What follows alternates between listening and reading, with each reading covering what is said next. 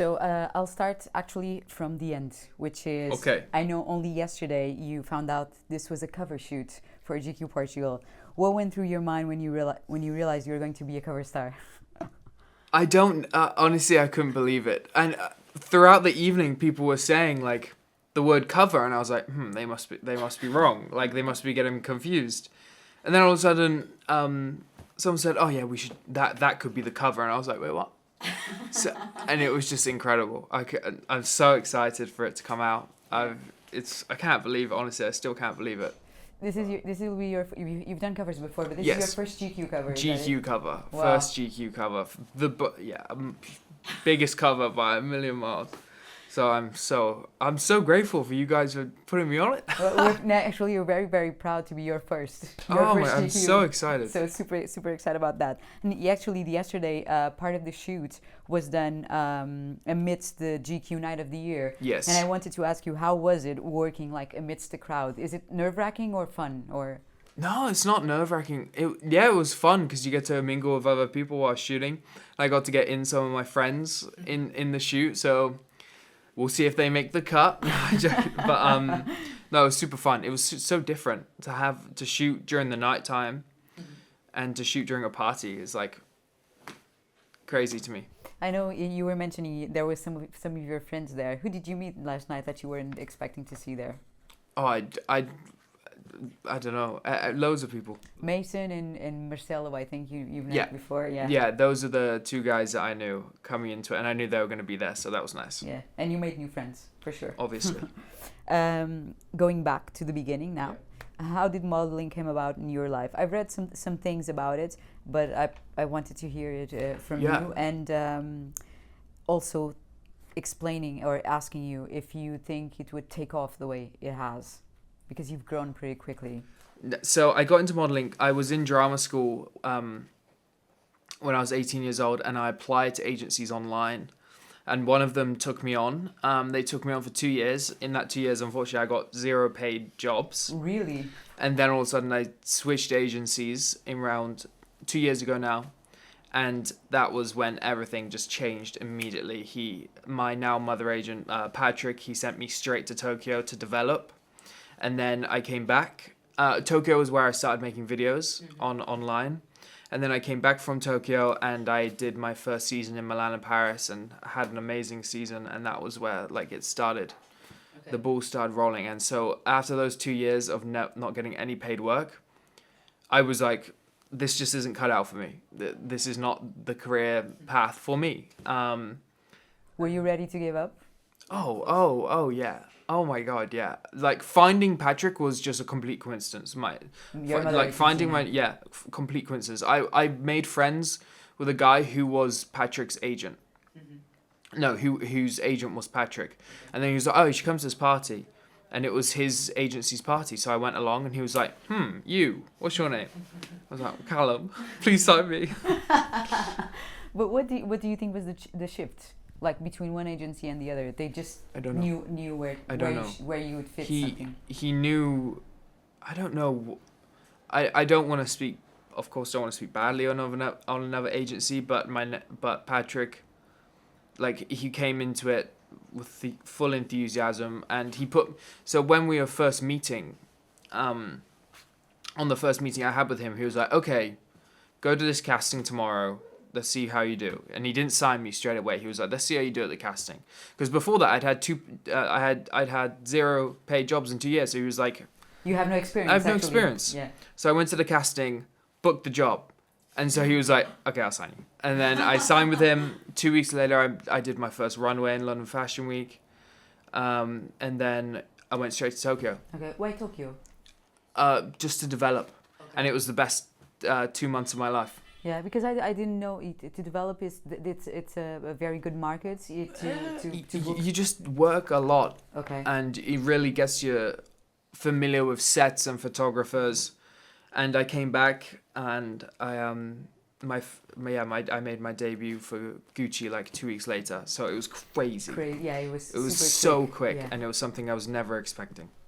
It's funny that you mentioned that you started doing videos when you were in Tokyo, because I gather that content creating and modeling, modeling per se, when you start doing more Yeah. great jobs, kind of like started at the same time. And Yes. I wanted to ask you if content creating started as a just for fun and then it exploded, or if you thought, okay, I'm modeling, maybe I can do a career out of it, or not at all. So I started with so I started modeling long before I started making videos, but when modeling was going well, like after I signed with Patrick, I was like, okay, there's a gap here in the market. There's a gap. There's no models online vlogging their experience and talking about everything. So I was like, okay, let me dive headfirst into this, and it was the best decision I've ever made. Yeah. I really ran with it, and yeah, I'm so pleased I did that. What do you think is so compelling besides the niche? Because you're very truthful in your videos as well. Yeah, I think I just like to be transparent with it, and just try to be open and show the true what it's like to be a model during all of these different experiences. Like during when I was in Japan, during Fashion Week, during Milan and Paris and New York. And I think the diversity of different cities that you go to and how different each fashion week is super cool. And then when I go to each city, I can make different videos on like food and stuff. Like, and for sure, content creating and modeling kind of fuels each other. So modeling fuels the content creation, and content creation also helps you like boost your visibility. Exactly. And, I mean, they tie in very nicely. We'd be foolish if we said that it didn't help. Yeah, but absolutely. But absolutely. I think it could also be hazardous if you. It has been in the past. It has been in the past. That some, you know, I don't take you seriously because no, I mean, no, just some people in the industry are still very traditional, and they don't, you know, love the whole, which is fair. I mean, the traditional people in the industry, they have their ways, but yeah, I think, you know, I'm just a new kid on the block running around with a camera and modeling. Like, it's different. It's new. It's you know, but all in all, it ties in well. Yeah. I know that this is coming from someone that's a generation different from yours. Yeah. But do you think it's going too fast because of the content creation, and you're constantly creating content and constantly in casting? So it kind of like for a different generation, which was used to like a slower paced life. This is a fair question, but maybe for a generation like yours that kind of like grew up already in this fast paced with TikTok and all of that, maybe it's a silly question. It's not a question. It's very quick paced, and I'd be lying to you if I said I didn't get overwhelmed and I wasn't like wiped off of my feet. Yeah. But this industry, especially modeling, it's such a short career. You never know how long it's going to go on for, and it's such a privilege to be busy in an industry like this. So when you do get the opportunities, you dive on them and you don't look back. So I think, yeah, it comes with a hell of a lot of travel, but it's an honor to do all of these things. It's an honor to travel, to do these jobs, to go to these places. So you just firm it. That's a very smart point of view, and that's a really honest answer.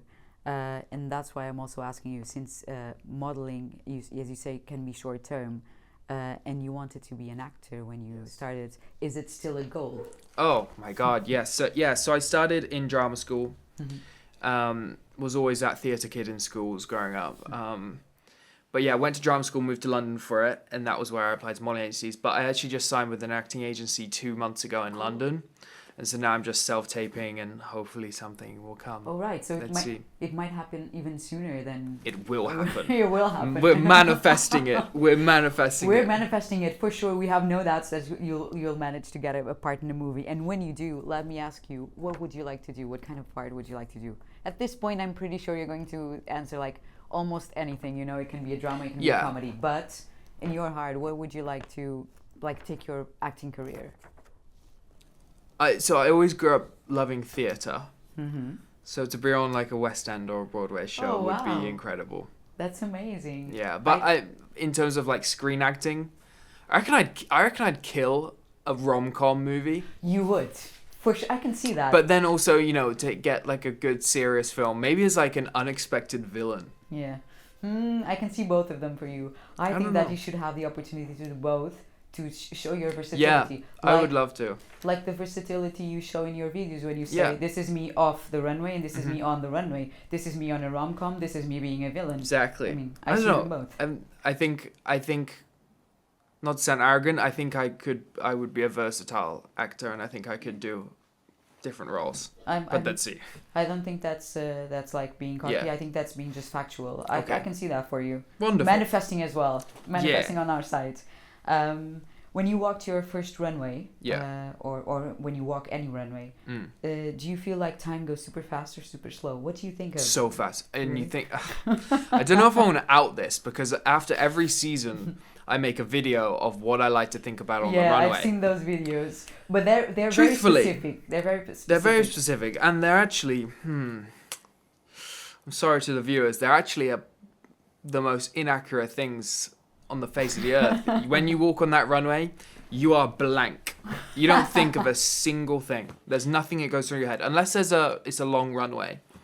And all I think about, if it is like a really long runway, like when I walked for Diesel, that was super long, super slow. When I think about that, all I think about is like time, is like pacing. Oh, how fast I'm going. How much space is there in front of the other person. That's all you think about. So you think about logistics. Yeah. You don't think of anything else. Yeah. But keep doing the inaccurate videos, because they're super funny. Yeah. They're super funny. Anyway, if it's not what you're thinking, it's what you were supposed to be thinking or probably thinking. So what it looks like I'm thinking. Yeah, so it's accurate nonetheless. Exactly. What was your a pivotal moment in your modeling career? Besides Gucci. I know you're going to mention Gucci. Meeting Patrick.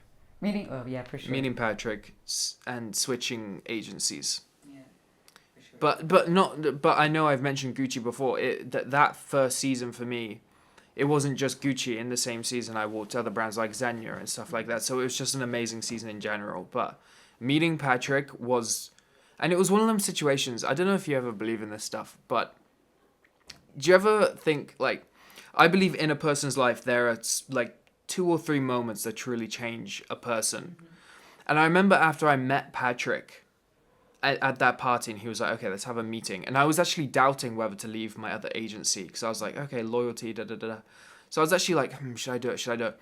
But I don't know what it was. My head was like spinning, and I could feel it inside of my body. I could feel something being like, this is it. This is the changing factor. This is genuinely, what's supposed to happen.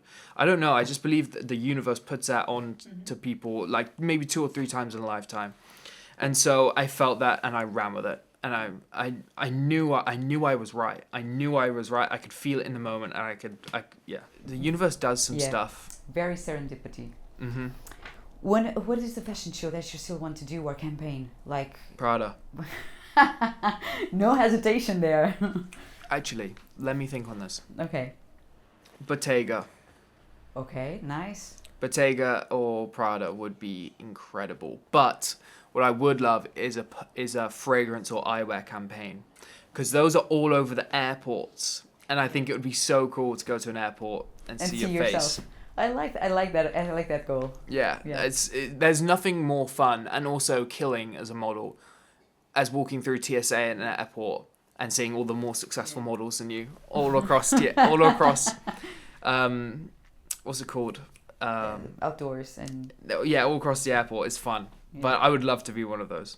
I saw a video of you when you saw yourself in the street on the Lagerfeld campaign. Very emotional. Do you get like chuffed with all of those things, even though like you've done so much already? No, that was wild. That was actually crazy. I think it just after 2 years being in the industry and not receiving any work, I think something as big as that, and seeing because I'd never had a billboard or like an in-store poster or whatever before. So I think seeing it was such like a almost like a relief thing, but as well. But it was just so exciting, and and finding it when you're not expecting to find it is the most crazy feeling. Like you're like, oh, what the? But yeah, I just shot their second campaign, which will be out in February. So there'll be some more coming out. Part 2 sequel. I'm also mentioning this because one of the things I personally love about your videos, and I feel I'm not the only one, besides you being funny and genuine, it is said to be so transparent, is that you always seem grateful for everything. Yeah. Is there a sort of constant surprise about everything that's happened to you? And also, do you have a feeling, because I feel that the enthusiasm you put into stuff, it kind of feels like it's never ending. But I wanted to ask you if you feel it will ever become mundane for you. I hope not. I find this industry so exciting, and also I find it so wild. I've like imposter syndrome in a way. I'm like, I don't deserve this. Da, da, da. So it's truly crazy everything that's happened. And I don't think I'll ever get used to it. And I hope I don't, because it's more fun that way. Yeah. But yeah, it's been a true roller coaster, and I'm just so grateful. Every as I said, with the industry, especially modeling, being busy, every job is such a win.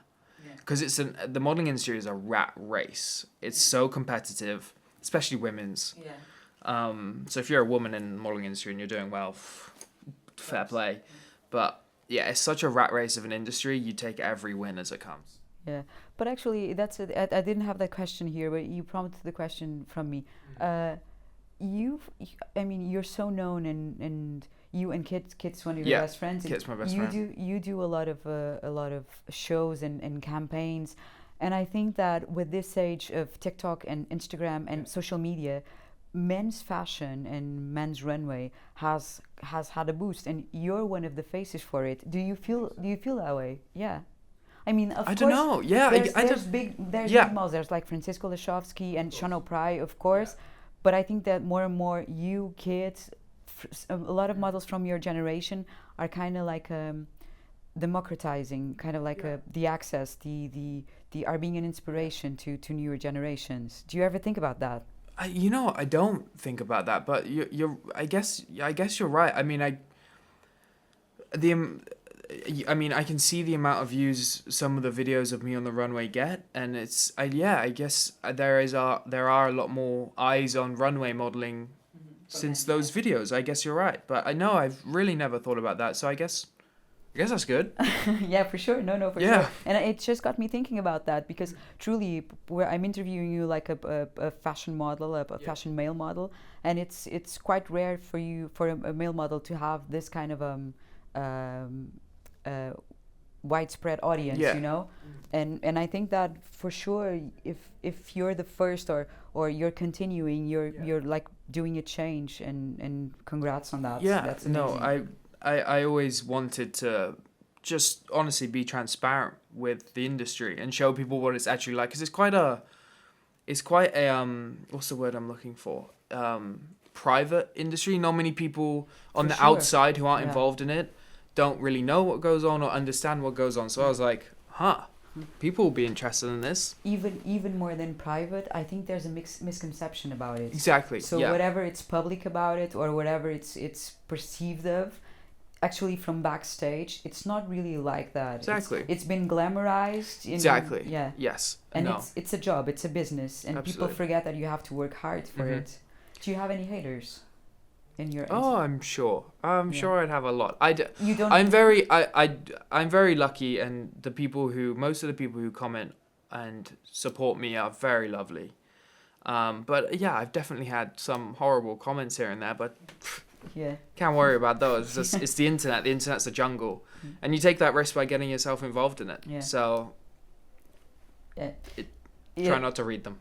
Yeah, that's a good way to deal with it, and that leads me to my next question. With exposure comes great responsibility. And do you ever feel the weight of your popularity in the things you do and share now, or do you just keep doing it with you? You do feel the weight? Mm-hmm. Yeah, it's a lot of responsibility, because you're like, it's so easy to get something wrong. And if you get something wrong, it can turn really bad. So you have to be careful. Yeah.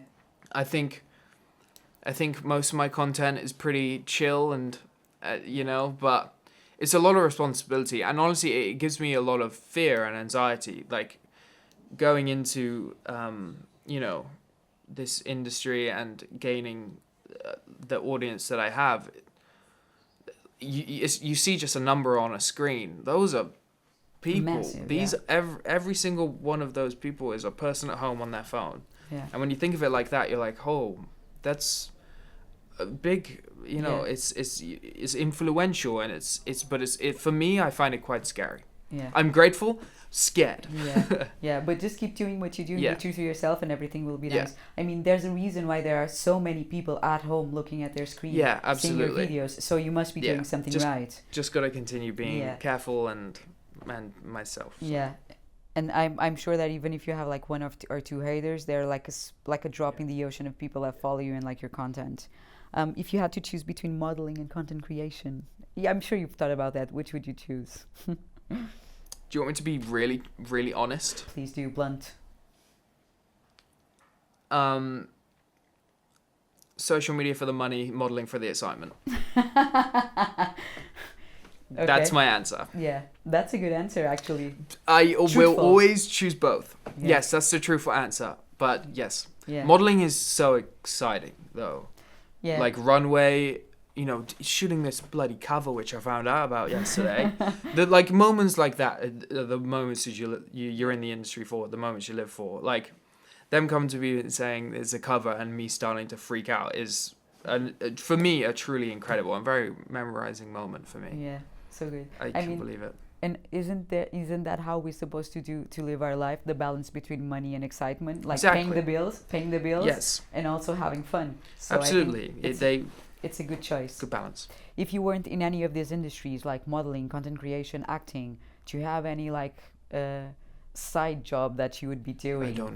I don't know. I know one thing in this life, and that I personally feel like I was born to be put in front of a camera. Yeah. Because I That's because nice. I love it. I love. Maybe it's just like a I don't know. I love being the center of attention. I don't know, but I love being in front of a camera, and I love trying to entertain people. So I don't know. If I wasn't doing this, I don't know what I'd do. Wouldn't be a chef. I'll tell you that. I think I'd probably. I don't know. I have no idea. So glad you don't have to think about it for sure. It was never. On the, I in the never even equation. considered Yeah. it. Yeah. Because I was always like, okay, plan A is acting. And so I went into that plan without a plan B, because I was like, I don't want a plan B. I want to give it all to my plan A. Yeah. So that's what I did, and then kind of just fell into this other stuff. So it worked out. Yeah, but it's the path you had to do. That's yeah, it. I put a gamble on myself, really, but yeah. Yeah, you believed in yourself and it paid out. And I think that's an example for everyone, actually. I think it was just something I knew growing up. Like, I don't know how I knew that I would somehow be in this industry, but I could feel it. Yeah. I could feel like this was something I was meant to do. So, yeah, I'm the universe thingy. yeah, exactly. I'm so pleased. I'm so bloody grateful to be here. It's crazy. I've also seen you were once very heavily into bodybuilding, which seems like hard to grasp knowing you. Yes. How did it came into your life and how did it leave? It came into my life because I got bullied a lot in school, and I was like, right, I'm going to get absolutely jacked so I can't get bullied anymore. Okay. So I did that, it worked, and then I started modeling, and I started leaning out because I decided I wanted to do high fashion, and I wanted to do Red Tour or Runway. So that was when I slowed down on the gym, did some more cardio. It took like 2 years to get a lot of that muscle off, but we're a skinny rake now, so... We like those kind of like stories. Yeah, you just built, like, trusted in you and just built whatever was right for the time, and it worked. You're sorry if I don't say the name right. You're right. You're from Gloucester. Gloucester. Yes. Gloucester. If we spend a day in your city, what do you recommend we should do when go to eat? When you go to eat. Where to go to eat or see? Oh, if you're gonna go to Gloucester, just completely avoid Gloucester and drive 5 miles up from Gloucester and go to Cheltenham. Cheltenham's kind of like a little London. It's sweet, it's cute. Okay. Or if you're gonna go to Gloucester, which I don't know why you would, go to like the Docks or the Forest of Dean. Forest of Dean has some booky villages, but some very nice. It's a good forest. Okay. Go for a nice walk. I think that's a good plan, a good program. I know you've mentioned before that you always wanted to be in front of the camera. But anyway, if you could explain a bit more, I wanted to ask you, how has your childhood influenced your current profession? It was just like this goal? Did you do like family movies and like, ooh, I like this? No, and you know what? I didn't grow up necessarily watching that many movies or anything like that. But I was always that, like, you know, the kid in school who was big into like drama and really worked really hard at drama and, you know, did all like the school plays and stuff. But that was it. I don't know where. I mean, my family, they don't have, you know, any. What do your parents do? My mum is a HR manager for the NHS and my brother's an accountant.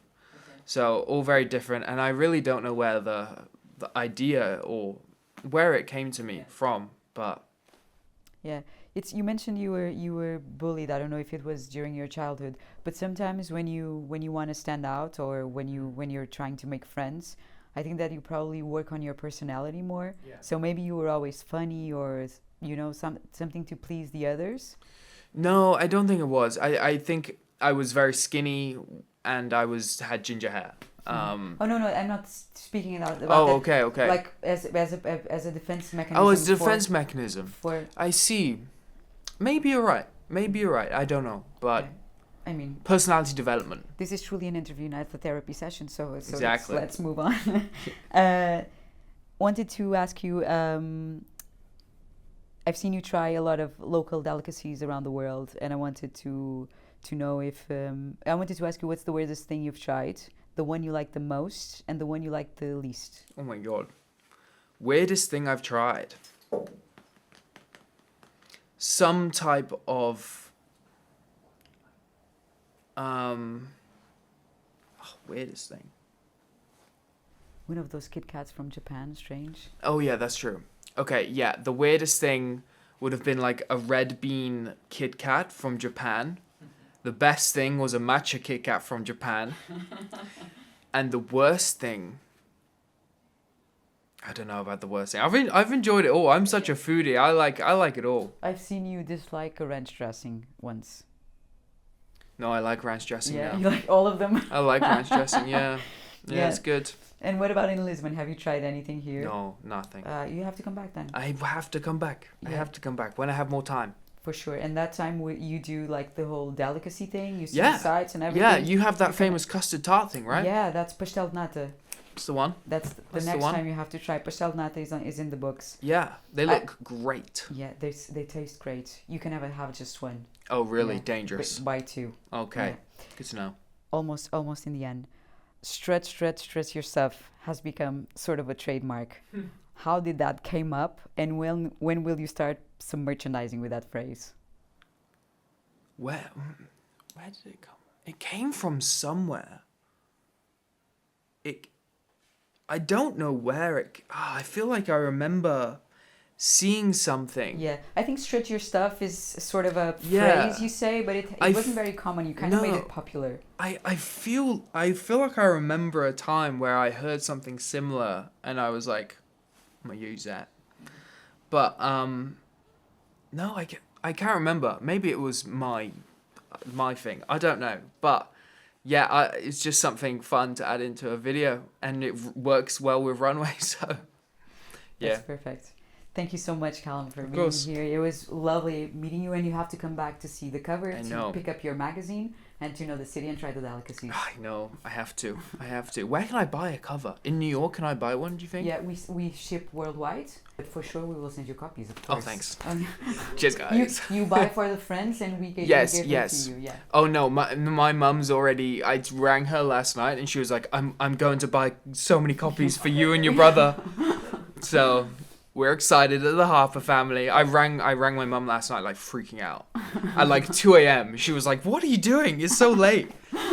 But yeah. Yeah, we're excited to hear that. So excited. Yeah. Thank you so much, Calum. Thank you. And come back often. Of course. Thank you very much.